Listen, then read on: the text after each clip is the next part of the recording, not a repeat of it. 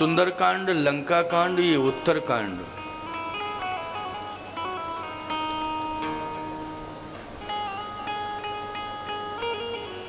सुंदरकांड में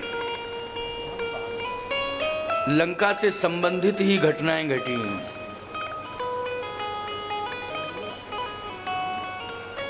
और सबसे बड़ा राक्षसों का विनाश जो हुआ है वो सुंदरकांड में ही हुआ है। यूं कहना चाहिए कि 75% राक्षस यदि मारे गए तो वो सुंदरकांड में ही मारे गए, और अकेले हनुमान जी ने ही मारे, मात्र हनुमान जी, और कोई नहीं। सुंदरकांड में जितने भी राक्षस 75% मारे गए वो किसके हाथों से मारे गए? श्री हनुमान जी महाराज के हाथों से। लंका कांड में तो 25% राक्षस, और उसमें भी भगवान राम का बल जुड़ा है, लक्ष्मण जी का भी बल जुड़ा हुआ है, और वानरों का भी बल जुड़ा हुआ है। 25% राक्षस लंका कांड में मारे गए। 75% राक्षस सुंदरकांड में श्री हनुमान जी के हाथों से मारे गए।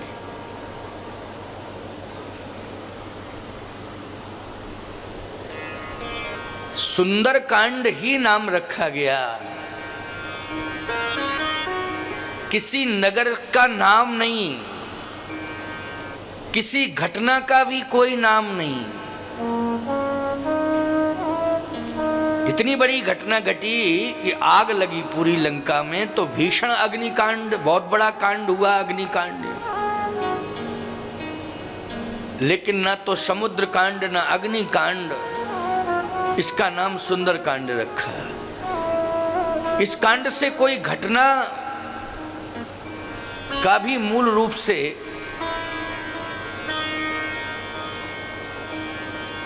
घटना का भी कहीं कोई उल्लेख नहीं किया गया। मूल में, प्रारंभ में तो केवल एक ही चौपाई वर्णित की गई है कि जामवंत के वचन सुहाए, सुन हनुमंत हृदय अति भाए। इसमें भी सुहाए ओ भाई। तो प्यारे, मुझे ऐसा लगता है कि हनुमान जी ने सबसे पवित्र कार्य इसमें यही किया कि भगवती सीता के पास पहुंचकर भगवती सीता को भगवान की कथा सुनाई। क्या सुनाई? कथा। पूरे यज्ञ में सभी कार्य सुंदर हैं। देवी जी का दर्शन हो रहा है, ये भी सुंदर दिव्य दर्शन है। यज्ञ भगवान का दर्शन और परिक्रमा हो रही, ये भी बहुत ही सुंदर व्यवस्था है आध्यात्मिक और आस्था की। भंडारा चल रहा है, ये भी बहुत सुंदर है। लेकिन अति सुंदर यह है कि भगवान की कथा सुनने को मिल रही है, ये अति सुंदर है।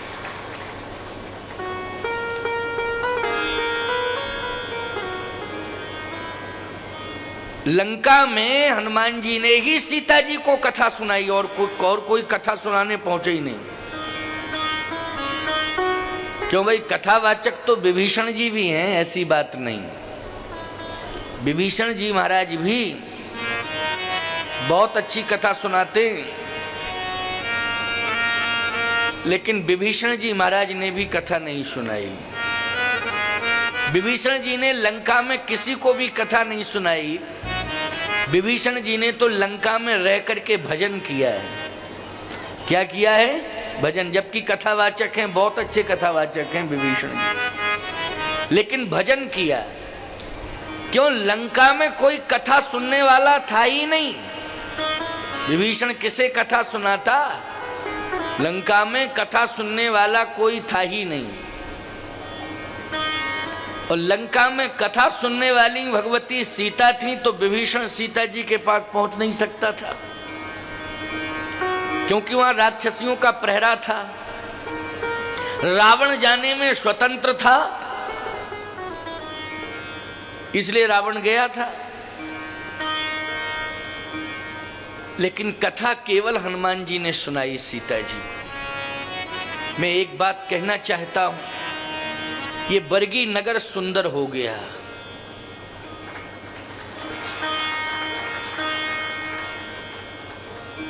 मां रेवा के पावन तट पर ये बरगी नगर बसा हुआ है, इसलिए ये पुनीत नगर है, पवित्र नगर है। लेकिन पवित्रता के साथ साथ आज ये अति सुंदर हो गया, क्योंकि भगवान की कथा हो रही है और यज्ञ भगवान यहां प्रतिष्ठापित हो चुके हैं। ये अति सुंदर हो गया। और मैं कहता हूं, देश में बड़े बड़े कांड होते हैं, लेकिन आज इस दिव्य मां रेवा के तट पर नवरात्रि के पावन अवसर में यज्ञ भगवान के साथ साथ दिव्य देवियों के विग्रहों का दर्शन हो रहा है। ये सबसे बड़ा सुंदर कांड हुआ है यहाँ। इससे बड़ा सुंदर कांड और क्या हो सकता है? ये सुंदर कांड है, बोलो है कि नहीं? इसे हम सुंदर कांड ही कहेंगे। कोई आपसे पूछे कि क्या हो रहा है, तो ये तो आप कहोगे कि यज्ञ हो रहा है, कथा हो रही है। लेकिन आप ये भी कह सकते हो कि बरगी नगर में इस समय सुंदर कांड हो रहा है। ये सुंदर कांड है। कथा सुनने को मिल जाए, जीवन की यही सुंदरता है। कथा से जीवन सुधर जाए, ये जीवन की सुंदरता है। और कथा के माध्यम से हमें परमात्मा की प्राप्ति हो जाए, यही सुंदर कांड है। आज हनुमान जी को लंका में सीता जी मिली,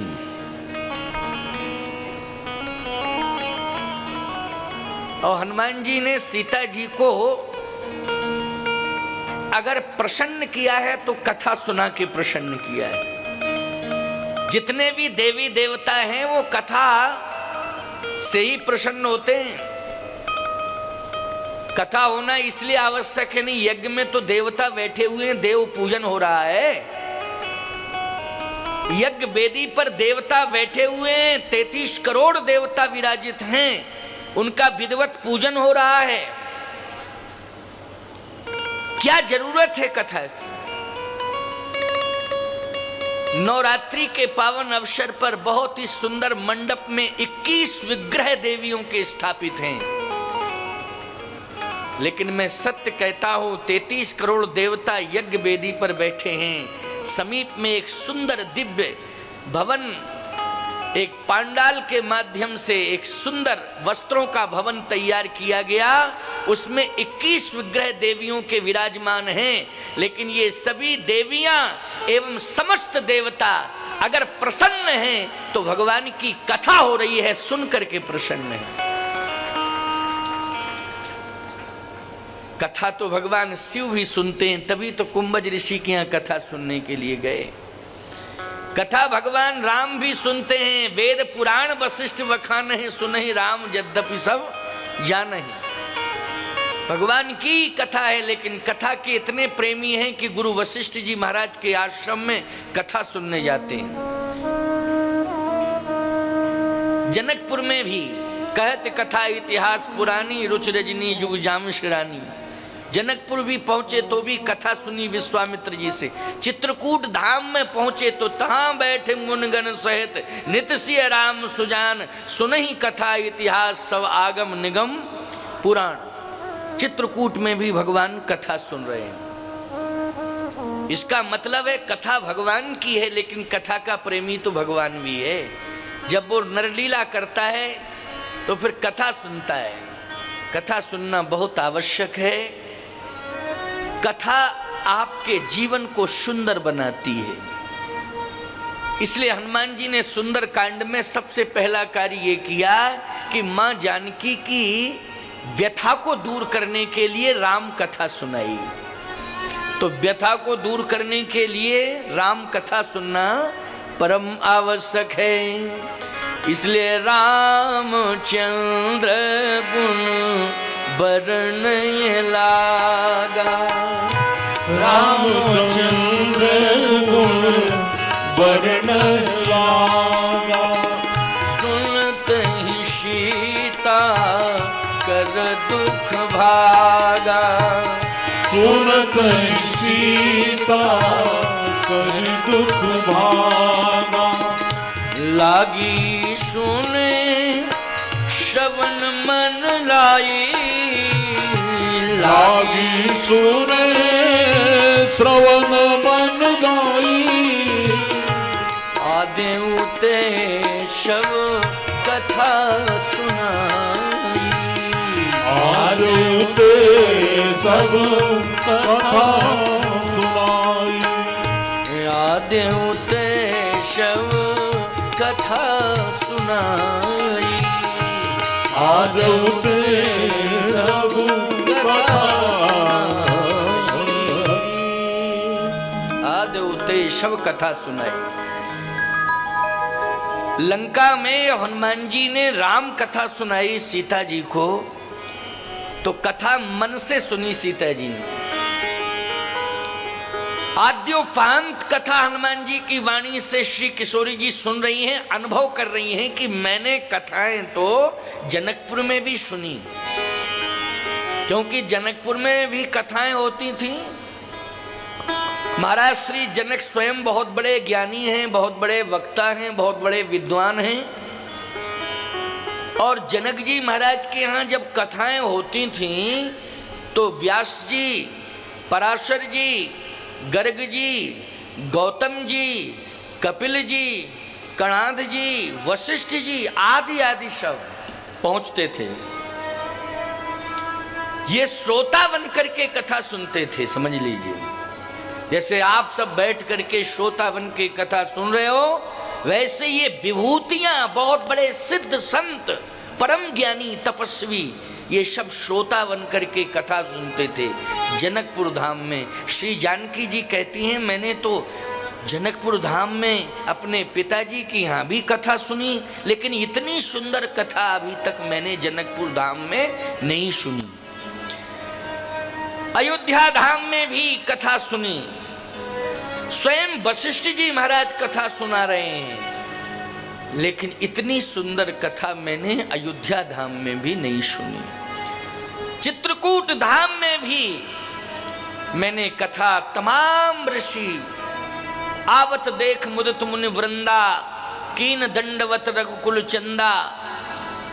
मुनि वृंदा मानी मुनियों का समूह है, हजारों की संख्या में मुनि महात्मा आते, कथा कहते भी हैं, कथा सुनते भी हैं। लेकिन 11.5 वर्ष तक मैं चित्रकूट धाम में रही, ऐसी कथा मुझे चित्रकूट धाम में भी सुनने को नहीं मिली। लेकिन लंका में जहां राक्षस रहते हैं, वहां इतनी सुंदर कथा कहने वाला कौन आ गया।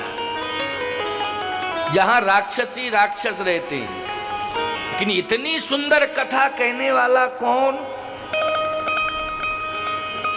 सोच रही हैं। बड़ी सुंदर कथा।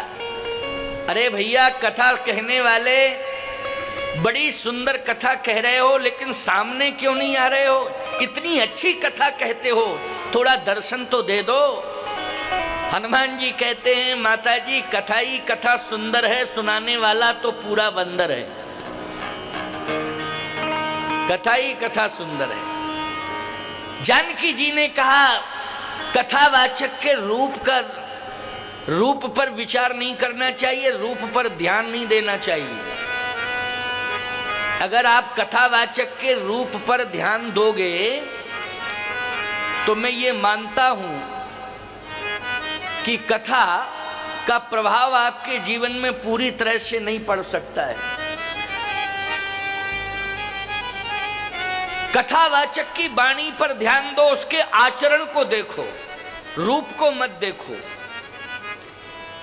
अगर कथावाचक के रूप पर विचार करोगे तो याद रखना, अष्टावक्र जी ने महाराज श्री जनक के यहाँ किस प्रकार की टिप्पणी की थी, आपने विद्वानों से सुना होगा। और उस टिप्पणी को सुन करके महाराज श्री जनक को शर्मिंदित होना पड़ा था। महाराज श्री जनक जैसे विद्वान को अष्टावक्र की टिप्पणी पर शर्मिंदित होना पड़ा था। और क्षमा मांगनी पड़ी थी, क्योंकि वहां रूप को देख करके एक हास्यमय वातावरण हो गया था। अष्टावक्र के रूप को देख करके हास्यमय वातावरण हो गया था। अष्टावक्र जी ने शर्मिंदित कर दिया, जनक की सभा को शर्मिंदित कर दिया। इसलिए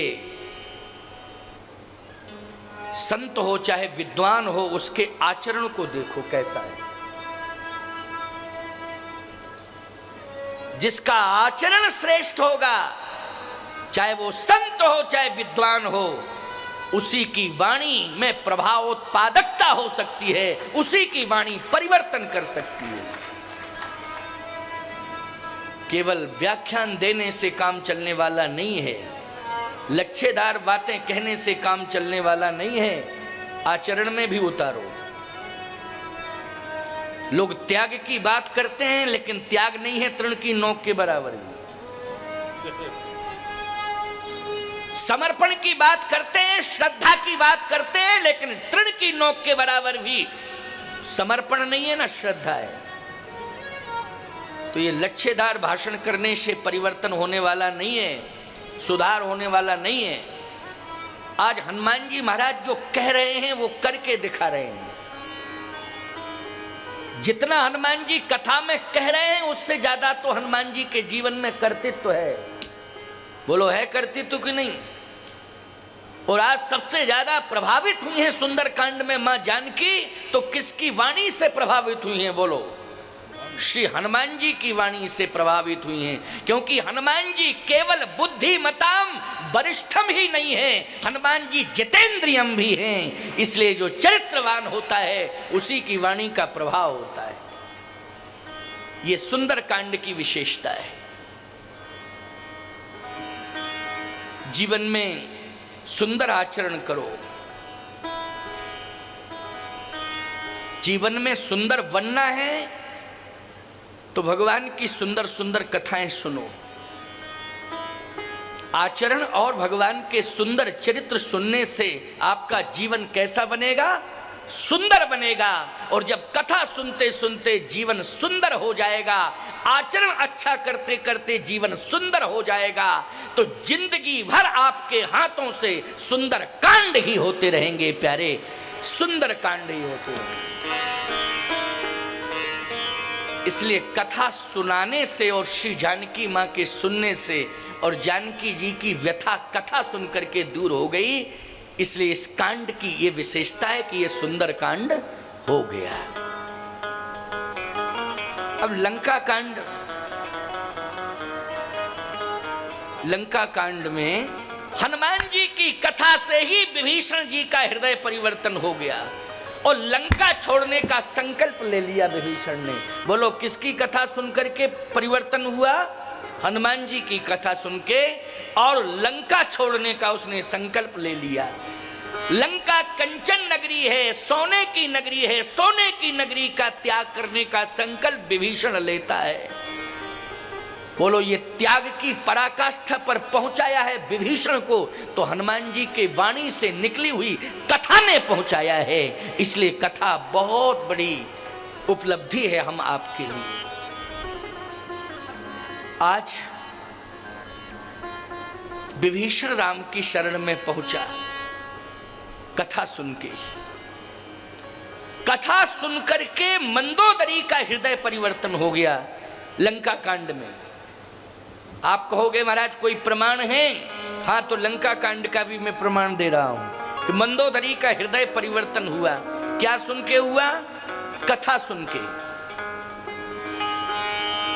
हनुमान जी महाराज जब लंका में प्रवेश किए तो उन्होंने संपूर्ण लंका का परिभ्रमण किया। मंदिर मंदिर प्रतिकर शोधा, ये संपूर्ण लंका का परिभ्रमण हनुमान जी के द्वारा हुआ। मंदिर मंदिर प्रतिकर शोधा, देखे जहते अगणित जोधा। लेकिन प्यारे, हनुमान जी ने रावण के दरबार में रावण से जो कहा वो मंदोदरी ने भी सुना, राक्षसों ने भी सुना, विभीषण ने भी सुना, सबने सुना। क्या कहा था? हनुमान जी ने कहा जो जीवन का सत्य है वो मैं सुना रहा हूं रावण, अगर मेरी बात मान जाओ तो तुम अजय हो जाओगे, अमर हो जाओगे, तुम्हारी सत्ता क्षुण्ण हो जाएगी। रावण मेरी बात मान लो। यही हनुमान जी की कथा है। हनुमान जी कह रहे थे राम चरण पंकज उर्धरहु, तो लंकाय चल राज तुम करहु, लंकाय चल राज तुम करहु। राम चरण पंकज उर्धरहु, तो लंका अचल राज तुम करहु। भगवान राम के चरणार बिंदों को तुम हृदय में धारण कर लो। बोलो ये कथा है कि नहीं? किसी को उपदेश भी कह सकते हो, क्यों भाई? उपदेश भी कह सकते हो और कथा कह सकते हो। राम चरण पंकज उर्धरहु, तो लंकाय चल राज तुम करहु। तुम्हारा अस्तित्व कभी समाप्त नहीं हो सकता। लेकिन राम हनुमान जी के इस उपदेश को स्वीकार किया दो ने, एक तो विभीषण जी ने और दूसरा मंदोदरी ने। इसलिए ही विचारवान श्रोताओं विचार करना, दोनों ही अमर हैं कि नहीं? मंदोदरी भी अमर है, उसका भी अस्तित्व आज सुरक्षित है, और विभीषण का भी अस्तित्व आज सुरक्षित है। बोलो है कि नहीं? मंदोदरी का भी अस्तित्व आज सुरक्षित है और विभीषण का भी अस्तित्व आज सुरक्षित है। किसके प्रभाव से? मंदोदरी के व्यक्तित्व के प्रभाव से नहीं, विभीषण के व्यक्तित्व के प्रभाव से नहीं, बल्कि भगवान की कथा सुनने के प्रभाव से दोनों का अस्तित्व आज सुरक्षित है। रावण ने नहीं सुनी कथा, मर गया। मर गया कि नहीं? और कल विजयादशमी है, कल तो गांव गांव में मरेगा।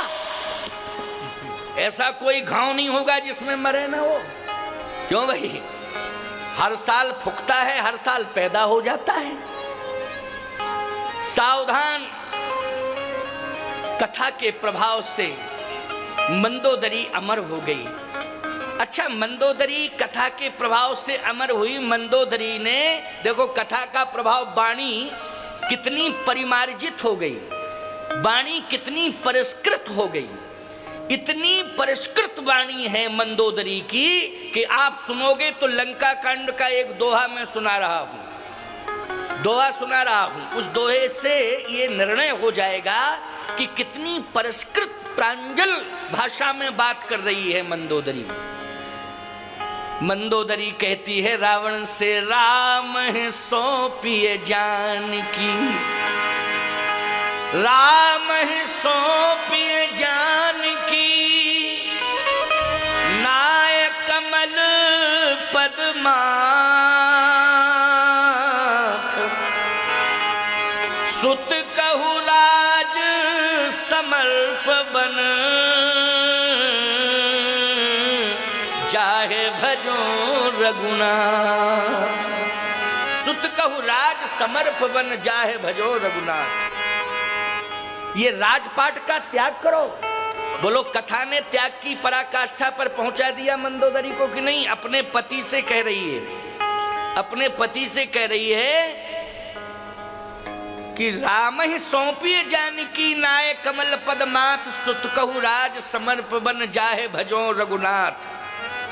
ये संतान को, बेटों को राज्य दे दो और हम तुम दोनों आज जानकी जी को सम्मान पूर्वक ले चलें और भगवान राम के हाथों में सौंप दें। फिर वापस लंका लौट के नहीं आना है, उसी वन में हम दोनों को भगवान का भजन करना है। बस हमारी बात मान लो। लंका वापस लौट के नहीं आना है, उसी वन में, जिस वन में राम रह रहे हैं, उसी वन में राम के हाथों में सीता को सौंप दें और हम तुम दोनों उसी वन में भजन करें। हम तुम दोनों उसी वन में भजन करें। जाहे भजो रघुनाथ, सुत कहु राज समर्प वन, समर्प वन, जाहे भजो रघुनाथ। सोचो जरा, विचार करो, मंदोदरी के हृदय का जो परिवर्तन हुआ, वाणी में जो इतना आध्यात्मिक ओज आया, क्यों भाई? ये किसके प्रभाव से आया बोलो?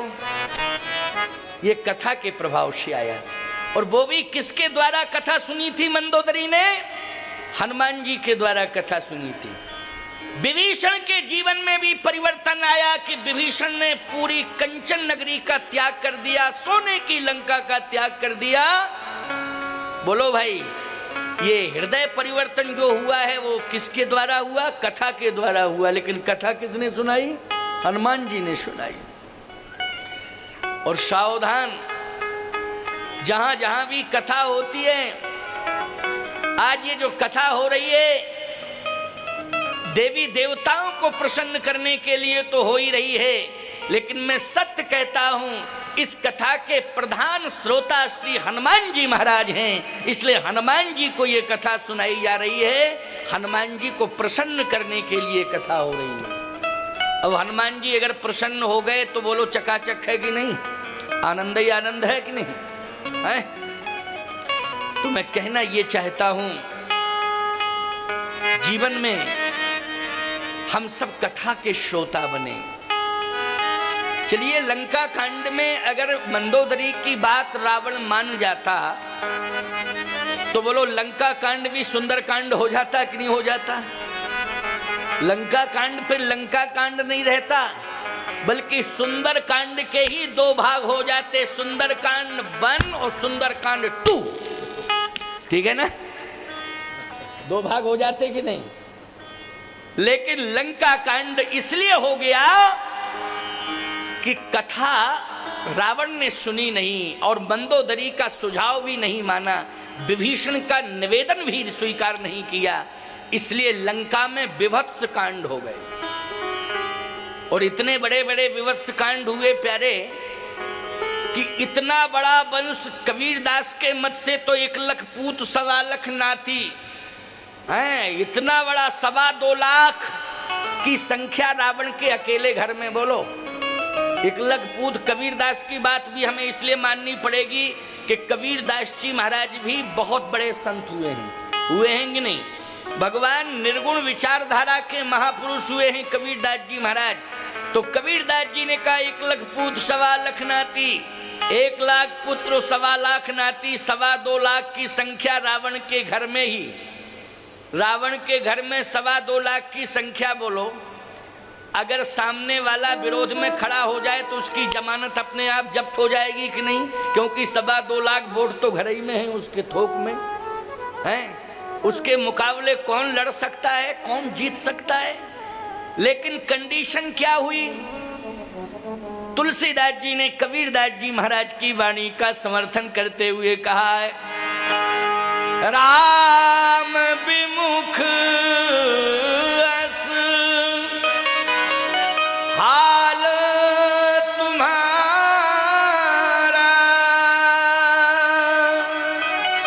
कुछ दिन पहले मंदोदरी समझा रही थी, आज मंदोदरी रावण की लाश पर माथा पटक के रो रही है। और क्या कह रही है? स्वामी तुमने मेरी बात नहीं मानी। अरे मैंने तो आपको उस स्थिति में देखा जब आप चलते थे तो पृथ्वी कांपती थी, जब बोलते थे तो पवन का वेग रुक जाता था, पतझड़ होने लगता था, हरे पत्ते भी वृक्षों से गिरने लगते थे, सूर्य की गति रुक जाती थी जब आप बोलते थे।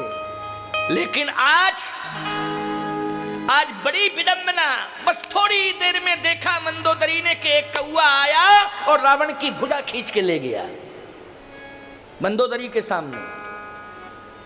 और जैसे ही मंदोदरी ने देखा कि एक कौआ भुजा लेके जा रहा है तो दूसरा कौआ उधर से आ रहा था, उसने जो कौआ भुजा लेके जा रहा था, आने वाले कौए ने उस कौए के मुख से भुजा खींची और लेके चला गया। मैं अपनी तरफ से बनावटी बात नहीं कह रहा हूं, गोस्वामी जी कह रहे हैं, काक कंक ले भुजा उड़ाही, एक तेक छीन ले खा,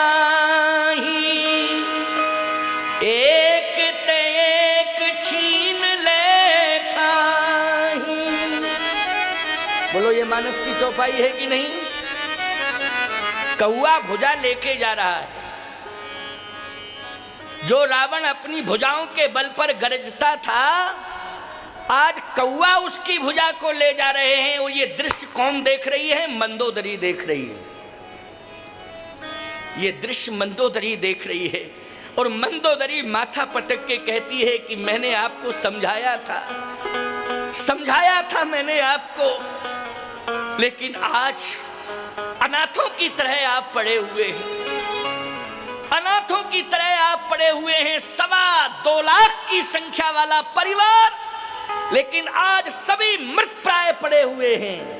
लाशें ही लाशें बिछी हुई हैं। लंका के इस प्रांगण सम्रांगण में लाशों के अलावा मुझे और कुछ दिखाई नहीं दे रहा है। ये मंदोदरी दृश्य देख रही है। ये किस कांड की घटना है प्यारे जो मैं सुना रहा हूं?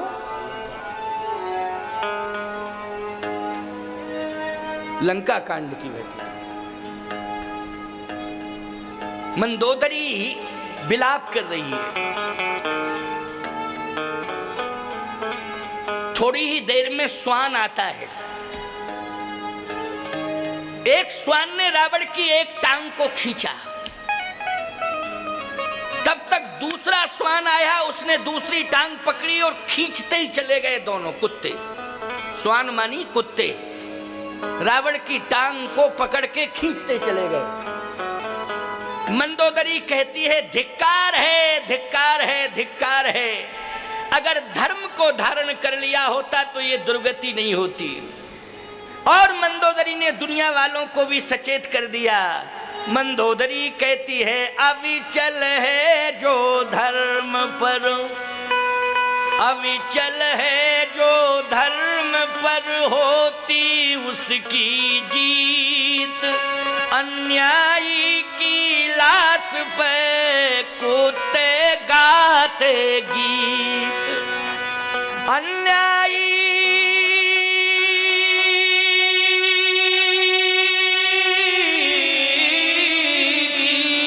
लाश पे कुत्ते गाते गीत। अन्यायी की लाश पर कुत्ते गाते गीत। समझ में आया परिणाम? ये लंका कांड चेतावनी दे रहा है कि धर्म को मत छोड़ना। किसी भी कंडीशन में धर्म को मत छोड़ना प्यारे। धर्म कभी कभी परीक्षा लेने के लिए आता है तो घबराना नहीं। धर्म करने वाला व्यक्ति धर्म के कारण काशी के बाजार में बिक जाता है। बोलो बिक जाता है कि नहीं बिक जाता है? काशी के बाजार में बिक जाता है, लेकिन वो परिवार और संपत्ति सबको समर्पित कर देता है। भले ही काशी के बाजार में बिक जाता है, लेकिन धर्म नहीं छोड़ता है। यह है धर्म की पहचान, ये धर्म करने वाले की पहचान। इसलिए जीवन में संकल्प लो कि रावण का विनाश हुआ किन परिस्थितियों में? उसने कथा नहीं सुनी, संत को नहीं माना, गौ ब्राह्मण का सम्मान नहीं किया, उसने धर्म को स्वीकार नहीं किया, विनाश हो गया। हम सबको ये प्रेरणा मिल रही है, ये चेतावनी है कि हम सबको किसी भी कंडीशन में हम हो, लेकिन हमें धर्म त्यागना नहीं चाहिए, धर्म छोड़ना नहीं चाहिए, धर्म को सदा स्वीकार करना चाहिए। अगर धर्म को हम धारण किए रहेंगे तो कभी भी कैसी भी विपत्ति हमारे जीवन में क्यों ना आ जाए, एक बार शस्त्र फेल हो सकता है, एक बार संपत्ति धोखा दे सकती है, लेकिन धर्म आपको कभी धोखा नहीं दे सकता है। धर्मो रक्षति रक्षिता, जो धर्म की रक्षा करता है धर्म उसकी रक्षा करता है। इसलिए लंका कांड से यही प्रेरणा मिल रही है, धर्मो रक्षति रक्षिता। जो धर्म की रक्षा करेगा धर्म उसकी रक्षा करेगा, और जो धर्म को मिटाने की कोशिश करेगा याद रखना उसकी अंत में दुर्गति यही होगी। काक कंक ले भुजा उड़ाही, और एक ते एक छीन ले खाही, यही दुर्गति होगी। प्यारे, विभीषण को लंका कांड में राजा बनाया गया। वैसे तो सुंदरकांड में ही राजा बन गया था। अस कही राम तिलक तही सारा, सुमन वृष्टि नव भई अपारा। समुद्र के किनारे भगवान ने उसका अभिषेक कर दिया, लंकाधिपति बना दिया। लेकिन सिंहासन पर तो तब बैठ पाया ना जब रावण मर गया। लंका के सिंहासन पर विभीषण कब बैठा? जब रावण का अस्तित्व पूरी तरह से समाप्त हो गया। अब भरत जी महाराज की याद भगवान को आ रही है। हम थोड़ा उत्तरकांड में भी प्रवेश करेंगे। किस कांड में? उत्तरकांड में। क्योंकि मैंने कल किष्किंधा कांड पर आधारित चर्चा की थी। जो श्रोता नित्य आते रहे हैं, देखिए मुझे ऐसा लगता था कि मैं 2:15 बजे आऊँगा तो श्रोताओं की संख्या कम रहेगी। मेरे आते ही पता नहीं कहाँ से लोग आते गए, और देखो पूरा पांडाल भर गया, पूरा पांडाल भर गया। ऐसा बहुत प्रेमी हैं आप कथा के। सभा पूरी तरह से मुझे संतुष्ट कर रही है। संत प्रसन्न हो जाए तो समझ लो सब कुछ ठीक हो जाएगा। संत की प्रसन्नता में ही भगवंत की प्रसन्नता है। संत प्रसन्न है तो भगवान प्रसन्न है।